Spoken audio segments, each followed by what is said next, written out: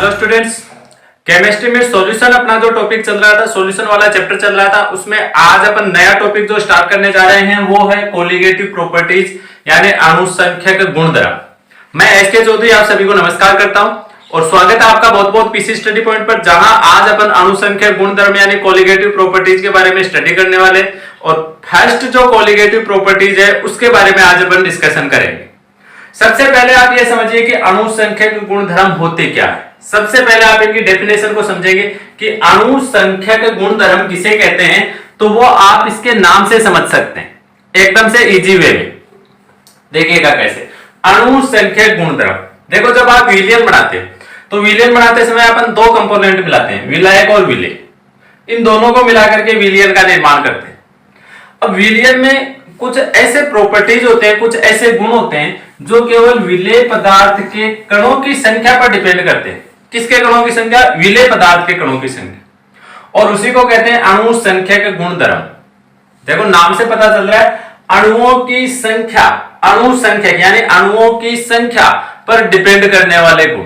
किसी विलयन के वे गुण जो विलेय पदार्थ के अणुओं की संख्या पर निर्भर करते हैं, विलयन के अणुसंख्यक गुणधर्म कहलाते हैं। तो ये तो हो गई अणुसंख्यक गुणधर्म की डेफिनेशन यानी उसकी परिभाषा। और अब अपने सॉल्यूशन को, अपने टोटल 4 कोलिगेटिव प्रॉपर्टीज पढ़नी है इसमें, यानी इस तरह के टोटल 4 गुण हैं। अणुसंख्यक गुण टोटल कितने हैं? 4 हैं, जो विलेय पदार्थ के अणुओं की संख्या पर डिपेंड करते हैं। और उसमें से फर्स्ट जो है वाष्प दाब में आपेक्षिक अवनमन, उसके बारे में आज अपन स्टडी करेंगे। वाष्प दाब में आपेक्षिक अवनमन क्या होता है, इसके बारे में आज अपन न्यूमेरिकल सहित समझने वाले हैं। तो चलिए स्टार्ट करते हैं आज का वीडियो और देखते हैं वाष्प दाब में आपेक्षिक अवनमन क्या होता है और किस प्रकार से होता है। वीडियो स्टार्ट करने से पहले लाइक कर दीजिए वीडियो को। आपको जो भी कोई डाउट वगैरह है, गुड मॉर्निंग जो भी आप बोलना चाहते हैं, वो सबसे पहले कमेंट बॉक्स में जाकर के कमेंट बॉक्स को स्टार्ट कर लीजिए। कोई भी एक कमेंट लिख करके कमेंट बॉक्स को स्टार्ट कीजिए और उसके बाद में अपने फ्रेंड्स के साथ में जितना ज्यादा हो सके ज्यादा से ज्यादा शेयर कर दीजिए। उसके बाद में वीडियो देखने का मजा आएगा। तो चलिए स्टार्ट करते हैं आज का वीडियो। तब तक आप लाइक, कमेंट और शेयर कर लीजिए। कोई भी नया बंदा है तो वो सब्सक्राइब भी कर लीजिएगा। तो देखिए, जो सबसे पहला कोलिगेटिव प्रॉपर्टी है वाष्प दाब में आपेक्षिक अवनमन। ये देखिए क्या होता है वाष्प दाब में आपेक्षिक अवनमन। इसको देखिए समझते हैं। सबसे पहले अपन, ये अपने पास में कोई द्रव्य विलायक है। ध्यान रखिए, जो विलायक है वो कैसा है? लिक्विड स्टेट में है, द्रव अवस्था में, ठीक है। और इसमें अपन कोई ठोस विलेय पदार्थ यानी अवाष्पशील विलेय पदार्थ मिलाना है। जो विलेय पदार्थ मिलाओगे उसका ध्यान रखना है कि वो कैसा होना चाहिए? ठोस होना चाहिए। तो इसमें मान लीजिए अपन ने ये ठोस विलेय पदार्थ, जैसे मान लीजिए आपने पानी में नमक मिला दिया, ये मिला दिया आपने, द्रव्य विलायक में ठोस विलेय पदार्थ मिला दिया, और ये मिलाने से इस विलायक का जो वाष्प दाब था उसकी तुलना में, उसके कंपैरिजन विलयन का वाष्प दाब कम हो जाएगा, ठीक है ना। सबसे पहले अपन ये देख लेते हैं कि कम क्यों हो जाता है, ठीक है। ये जो द्रव्य विलायक था इसका शुद्ध अवस्था में वाष्प दाब अपन मानते हैं P0 कि द्रव्य विलायक का शुद्ध अवस्था में वाष्प दाब P0 होता है। अब जैसे इसमें आप ठोस पदार्थ मिलाओगे तो जो विलयन का वाष्प दाब अपन मान लेते हैं P1। वैसे तो टोटल P होता है, राउले के नियम में आप पढ़ चुके हैं कि विलायक के कारण P1, विलेय के कारण P2। लेकिन यहां पर चूंकि विलेय पदार्थ ठोस है तो P2 का मान तो 0 होने वाला है, यानी कुल वाष्प दाब है वो केवल विलायक के कारण P1 होने वाला है। और इस P1 की वैल्यू भी अपन जानते हैं P01x1, ठीक है। शुद्ध विलायक का वाष्प दाब ये था P01, और जैसे इसमें कोई ठोस पदार्थ मिलाओगे तो इसका जो वाष्प दाब है वो हो जाएगा P1, यानी P01x1 के बराबर हो जाएगा। अब देखो वाष्प दाब में कमी क्यों हुई है। जैसे आप इस पानी में मान लीजिए नमक घोला आपने, द्रव्य पदार्थ में आपने ठोस पदार्थ घोल दिया, तो देखिए अब क्या होगा। ये जो ठोस पदार्थ है इसका तो वाष्पन होगा नहीं, वाष्पन केवल किसका होगा? लिक्विड का, यानी सोलवेंट का होगा, द्रव्य विलायक का होगा, सोल्यूट का होगा, सोलवेंट, द्रव्य विलायक का वाष्पन होगा। अब द्रव्य विलायक का वाष्पन तो पहले भी हो रहा था और अब भी होगा, इसका वाष्पन हो रहा है। लेकिन जो आपने ठोस मॉलिक्यूल मिलाए हैं उनका वाष्पन नहीं हो रहा है। और चूंकि विलयन में ठोस पदार्थ यानी विलेय पदार्थ समान रूप से गुलावा रहेगा, समांगी मिश्रण बनता है। अब समान रूप से गुलावा होगा तो आप ये भी कह सकते हैं कि इस ठोस विलेय के कुछ मॉलिक्यूल इसकी सतह पर भी उपस्थित रहेंगे इस तरह से। भाई पूरे विलियन में समान रूप से घुला है, तो ठोस विलेय पदार्थ के कुछ मॉलिक्यूल हैं वो इस विलियन की सतह पर भी उपस्थित होंगे। ये यहां से ध्यान रखिए, ठोस मॉलिक्यूल है और इनकी वाष्पन नहीं होगा, इनकी भाप नहीं बनेगी। अब यहां से इनकी तो भाप नहीं बन रही है, लेकिन यहां से जो द्रव्य पदार्थ है उसकी भी भाप नहीं बनेगी। अब आप ये कह सकते हैं कि जहां जहां पर ठोस के मॉलिक्यूल आ गए ना, उन्होंने एक तरह से पानी की सतह को यानी द्रव्य विलायक की सतह को कवर कर लिया। यहां से इतनी दूर में से ढका गया, अब इतनी दूर में से पानी की भाप नहीं बढ़ सकती, अब ये नहीं हो सकता। यहां से भी जो द्रव्य विलायक था उसका वाष्पन नहीं हो सकता। मतलब जहां जहां पर ठोस विलेय पदार्थ के मॉलिक्यूल आ गए वहां से वाष्पन की प्रक्रिया बिल्कुल से बंद हो गई है, क्लोज हो चुकी है। अब जहां जहां पर ये मॉलिक्यूल है ना, यहां से भाप बढ़ेगी नहीं। तो अब आप ये सोच सकते हैं कि पहले जब आपने ये ठोस पदार्थ नहीं मिलाया था, आपके पास में शुद्ध विलायक था, तो पूरी सतह पर से भाप बन रही थी। अब आपने ठोस पदार्थ मिला दिया तो बीच बीच में से यहां से भाप नहीं बन रही है, यानी जो ठोस विलेय के कण है उन्होंने क्या किया, इसकी सतह को कवर कर लिया और भाप कम बनेगी, वाष्पन कम होगा। और सीधी सी बात है, अगर वाष्प कम बनेगी तो वाष्प दाब भी कम होगा। पहले भाप ज्यादा बन रही थी तो वाष्प दाब ज्यादा था, अब भाप कम बनेगी तो वाष्प दाब भी कम होगा। यानी पहले वाष्प दाब ये था P01, ये ज्यादा है, अब भाप कम बढ़ रही है इसलिए वाष्प दाब यानी P1 का मान भी क्या आएगा, कम आएगा। तो सबसे पहले बात तो अपन ने समझ ली कि वाष्प दाब में अवनमन क्यों होता है। अब देखिए अवनमन कितना हुआ है। अवनमन का मतलब समझ रहे होंगे आप, अवनमन यानी कमी। उन्नयन का मतलब होता है वृद्धि और अवनमन का मतलब होता है कमी। तो यहां पर अपन देखते हैं कि वाष्प दाब में, वेपर प्रेशर में कितना अवनमन हो गया है, कितनी कमी हो गई। देखो पहले वाष्प दाब था P01 और अब वाष्प दाब घट करके हो गया है P1। पहले P01 था, अब घट करके P1 हो गया। तो वाष्प दाब में कितनी कमी हो गई, अवनमन कितना हो गया, परिवर्तन कितना हो गया। परिवर्तन को अपन लिखते हैं डेल P के द्वारा। तो परिवर्तन हो गया है P01, पहले वाष्प दाब इतना था, अब घट करके ये हो गया है कितना, P1। यानी डेल P बराबर P01 माइनस P1। या आप ये भी कह सकते हैं कि डेल P बराबर, अब इसको मिटा देते हैं, डेल P बराबर P01 माइनस P1।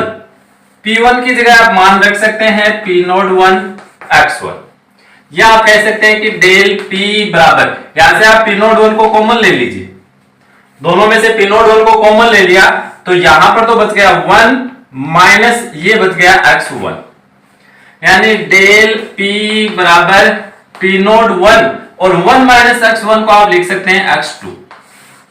वाष्प दाब में इतनी कमी हो गई है, वाष्प दाब में अवनमन डेल P बराबर P01 x2, इतनी कमी हो चुकी है, वाष्प दाब इतना कम हो चुका है। तो वाष्प दाब में अवनमन, ध्यान रखिएगा ये आपेक्षिक अवनमन नहीं पढ़ा है अभी तक अपन ने, केवल अवनमन पढ़ रहे हैं, आपेक्षिक अवनमन अभी पढ़ेंगे। तो सबसे पहले बात, अवनमन किसे कहते हैं ये आप समझ गए होंगे कि द्रव्य विलायक में जैसे कोई ठोस विलेय पदार्थ मिलाओगे तो विलयन के वाष्प दाब में शुद्ध विलायक की तुलना में कमी हो जाती है। शुद्ध विलायक का वाष्प दाब अधिक होता है, विलयन का वाष्प दाब कम होता है, और ये जो वाष्प दाब में कमी होती है इसे ही वाष्प दाब में अवनमन कहा जाता है। वाष्प दाब में आपेक्षिक अवनमन नहीं, वाष्प दाब में अवनमन कहा जाता है। और इसके लिए अपन ने इक्वेशन भी निकाल ली है कि वाष्प दाब में अवनमन डेल P बराबर आएगा P01 x2। देख लीजिए एकदम से सीधी सी इक्वेशन है, ये समझ में आ गई होगी आपको, एकदम से नॉर्मल सी इक्वेशन है। अब आगे बढ़ते हैं, देखो अब पढ़ेंगे अपन आपेक्षिक अवनमन, ये क्या होता है।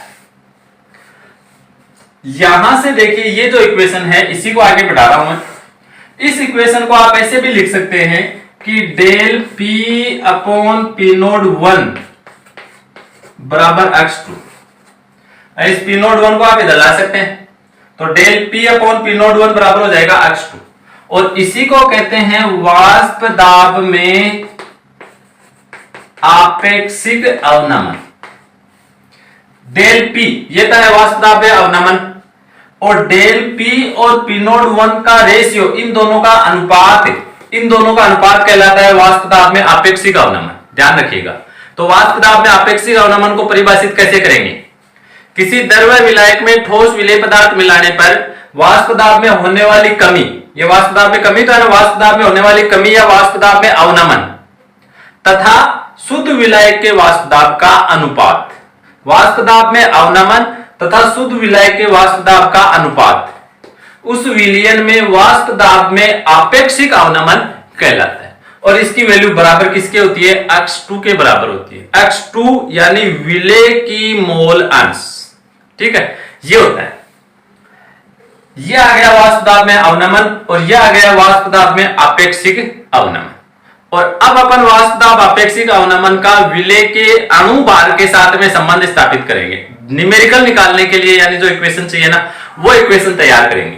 तो ये आपको समझ में आ गया हो तो इसको मैं मिटा देता हूं अभी यहां से, और ये वाली जो इक्वेशन है इसको भी अपन आगे बढ़ाएंगे। आई होप यहां तक आपको समझ में आ गया होगा।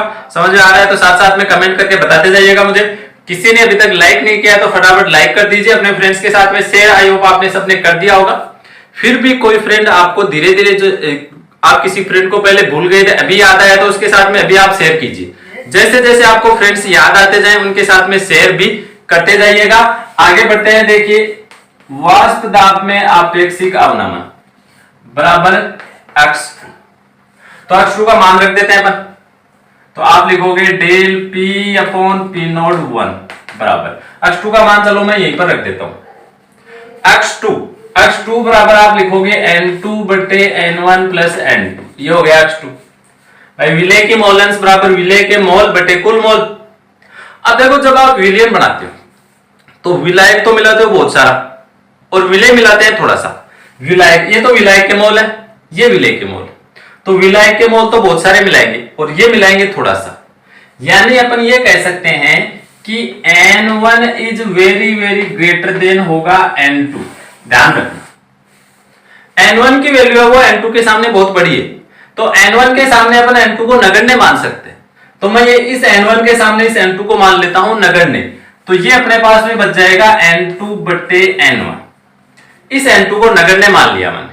ध्यान रखना ये वाले N2 को नगण्य मत मानना। आप किसी भी राशि में जब आप किसी भी इक्वेशन में जब कोई राशि बहुत ज्यादा छोटी होती है उसको नगण्य मानते हैं, तो उसके लिए देखो नियम होता है कि आप नगण्य कहां पर मान सकते हैं?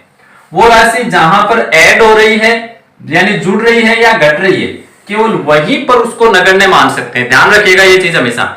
जहां पर मल्टीपल हो रही है या डिवाइड हो रही है वहां पर आप किसी राशि को नगण्य नहीं मान सकते, तो इसको अपन नगण्य नहीं मान सकते। लेकिन ये देखो इसमें जुड़ रहा है तो इसको आप चाहो तो नगण्य यानी जीरो मान सकते हो। तो N2 को मैंने जीरो मान करके छोड़ दिया। या फिर देखो del P upon P naught 1 बराबर N1 और N2 के मान रख दीजिए। N1 और N2, N1 बराबर क्या हो जाएगा W1 बटे M1 और N2 बराबर W2 बटे M। हो गया कंप्लीट। तो N2 का मान रख देता हूं मैं W2 बटे M, बट्टे में है N1 तो ये N1 का मान रख देता हूं मैं W1 बटे M1। ये लीजिए, ये विलयन में वाष्प दाब में आपेक्षिक अवनमन बराबर आ गया है W2 into M1 upon M2 into W1। ये इक्वेशन आ गई अपने पास। ये वाष्प दाब में आपेक्षिक अवनमन कंप्लीट हो गया। विलयन के वाष्प दाब में जो कमी होती है उसको अवनमन कहते हैं। होने वाली कमी और शुद्ध विलायक के वाष्प दाब के अनुपात को आपेक्षिक अवनमन कहा जाता है। ठीक है, अब साथ में इसका एक न्यूमेरिकल भी अपन सोल्व करके देख लेते हैं, ताकि जब आप न्यूमेरिकल सोल्व करें तो आपको कोई कहीं पर कोई डाउट ना हो, कोई दिक्कत ना आए। तो चलिए इसका एक न्यूमेरिकल अभी अपन देख लेते हैं। कमेंट करके बताइएगा जो वाष्प दाब में आपेक्षिक अवनमन है ये आपको समझ में आ गया होगा। फिर भी अगर नहीं समझ में आया है तो जो भी डाउट है वो डाउट कमेंट बॉक्स में लिख करके हमारे पास में सेंड कीजिएगा। जिनको समझ में आ गया है वो भी कमेंट करके बताएंगे कि सर समझ में हमें आ गया है। उसके बाद में देखते हैं इसका न्यूमेरिकल। तो देखिएगा न्यूमेरिकल कुछ इस तरह से है। शुद्ध बेंजीन का वाष्प दाब, प्योर बेंजीन का वेपर प्रेशर अपने को दिया हुआ है 0.850 बार। शुद्ध बेंजीन का वाष्प दाब अपने को ये दे दिया। ठीक है, आगे देखिए क्या कह रहा है। 0.5 ग्राम ठोस पदार्थ प्लस 39 ग्राम बेंजीन, यानी विलयन बनाने के लिए 39 ग्राम तो बेंजीन ली है अगले ने। बेंजीन ध्यान रखिए यहाँ पर विलायक है जिसका शुद्ध अवस्था में वाष्प दाब ये दिया हुआ है अपने को, यानी ये मान आपको दिया हुआ है P नोड 1 का। ठीक है, 39 ग्राम बेंजीन और 0.5 ग्राम ठोस पदार्थ को मिलाकर के विलयन बनाया गया, यानी ये विलायक का द्रव्यमान दे दिया आपको W1 और ये विलेय का द्रव्यमान दे दिया अपने को W2। ठीक है, तो दोनों को मिलाकर के विलियन बनाने पर विलियन का वाष्प दाब होता है 0.845 बार। जो विलियन बनता है उसका वाष्प दाब ये इतना होता है, यानी ये आपको विलियन का वाष्प दाब P1 का मान दे दिया है, P1 विलियन का वाष्प दाब। तो अपने को ठोस का अणु भार या ठोस का मोलर द्रव्यमान यानी M2 का मान ज्ञात करना है, ये वाली बात। ठीक है ना, तो यहां से सबसे पहले आप इक्वेशन लिखोगे कि M2 बराबर क्या होगा। M2 बराबर del P upon P naught 1, इनको सबको सॉरी M2 को अपन इधर ले लिए, तो ये एक मिनट थोड़ा सा मिस्टेक हो गया। M2 को अपन ने इधर ले लिया तो इसको उधर करना पड़ेगा। M2 को इधर ले लिया तो ये बचा है W2 M1 upon W1 into P naught 1 upon del P। ये वैल्यू अपने पास में बच गए। और ये सारे मान देखिए अपने को दिए हुए हैं, डायरेक्ट रूप से दिए हुए हैं, कुछ इनडायरेक्ट रूप से दिए हुए। तो वो सारे मान देखिए मैं इक्वेशन में पुट कर देता हूं। यहां पर देखिए मैं सारे मान लिख देता हूं।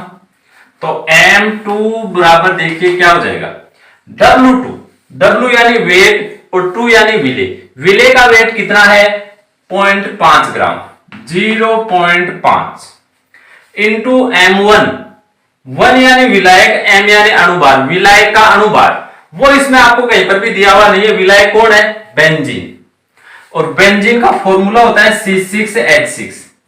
तो इसकी सहायता से आपको अणुभार ध्यान रखिए, कभी भी विलायक का दिया हुआ नहीं रहेगा, वो अपने को जोड़ करके निकालना पड़ेगा। तो आप कैलकुलेट कर सकते हैं। देखिए कार्बन का द्रव्यमान 12 होता है ना, तो 12 चिकानी ये हो गया है 72 और 6 हाइड्रोजन का है, तो टोटल हो गया है 78। तो ये मैं वैल्यू रख देता हूं 78। ये ध्यान रखिए M1 की वैल्यू आ गई। इसके बाद में है P नोट 1, विलायक का शुद्ध अवस्था में वाष्प दाब, ये अपने को दे रखा है, ये रहा 0.850। ठीक है, आगे देखिए और क्या चाहिए अपने को, W1, W यानी वेट, 1 यानी विलायक, विलायक का वेट, बेंजीन का द्रव्यमान 39 gram into del P। Del P की वैल्यू इसमें आपको देखिए कहीं पर भी दी हुई नहीं मिलेगी। डेल P विलायक का वाष्प दाब दे दिया कि शुद्ध विलायक का वाष्प दाब इतना था, और विलियन बढ़ाने के बाद में उसका वाष्प दाब इतना हो गया। और डेल P का मतलब वाष्प दाब में कितनी कमी हुई, तो वो आप यहां से निकाल सकते हैं कि वाष्प दाब में कितनी कमी हो गई है P नोट 1 में से P1 को घटा करके। तो ये डेल P की वैल्यू आप इस तरह से निकालेंगे 0.850 माइनस 0.845। ये इसका आपको थोड़ा सा ध्यान रखना है। ये जो वैल्यू है डेल P वाली, ये आपको कभी भी डायरेक्ट रूप से दी हुई नहीं मिलेगी। शुद्ध विलायक का वाष्प दाब दे देगा और विलियन का वाष्प दाब दे देगा। तो वाष्प दाब में जो अवनमन है वो आपको निकालना पड़ेगा P नोट 1 माइनस P1। इस तरह से आपको जो विलियन होगा उसका वाष्प दाब निकालना पड़ेगा। तो ये जो इक्वेशन अपने पास में आ गया, अब आप इसको कैलकुलेट कर सकते हैं, और इसको आप कैलकुलेट करके देख लेना। इसको कैलकुलेट करने के बाद में अपना जो आंसर है वो आएगा 170, यानी विलेय पदार्थ का मोलर द्रव्यमान आ गया है 170 ग्राम प्रति मोल। ये लीजिए, इस तरह से आप M2 की वैल्यू कैलकुलेट कर सकते हैं। कई बार M2 की वैल्यू न पूछ करके W2 की वैल्यू भी कैलकुलेट करने के लिए कहता है। M2 की वैल्यू दे देता है या फॉर्मूला दे देता है, तो उससे अपन M2 निकाल सकते हैं। और W2 ये जो दिया हुआ है ये मान न देकर के कई बार ये भी पूछ लेते हैं, यानी अलग अलग प्रकार से क्वेश्चन पूछ सकते हैं। आपको W2 पूछ सकते हैं या M2, लेकिन आपको अपना जो फॉर्मूला है ये ध्यान में रखना है, और इसकी सहायता से आप जैसा भी वाष्प दाब का क्वेश्चन आए उसको सोल्व कर सकते हैं। इसके अलावा और भी आपके पास में वाष्प दाब में अवनमन के जितने भी क्वेश्चन है, जितने भी न्यूमेरिकल्स हैं, वो अब आप सोल्व कर सकते हैं। और जो भी आपको नहीं समझ में आए तो वो वापस से यहाँ वीडियो पर आकर के और कमेंट बॉक्स में आपका जो क्वेश्चन है वो आप टाइप करके भेज सकते हैं। तो नेक्स्ट क्लास में वो जो क्वेश्चन है वो कंप्लीट रूप से यहाँ पर बोर्ड पर आपको सोल्व करवा दिया जाएगा। तो स्टूडेंट्स, आज के वीडियो में बस इतना ही। वीडियो लीव करने से पहले अपने फ्रेंड्स के साथ में शेयर करना बिल्कुल नहीं भूलिएगा। अपने फ्रेंड्स के साथ में ज्यादा से ज्यादा वीडियो को शेयर कीजिएगा। आज के वीडियो में बस इतना ही। जय हिंद, जय भारत।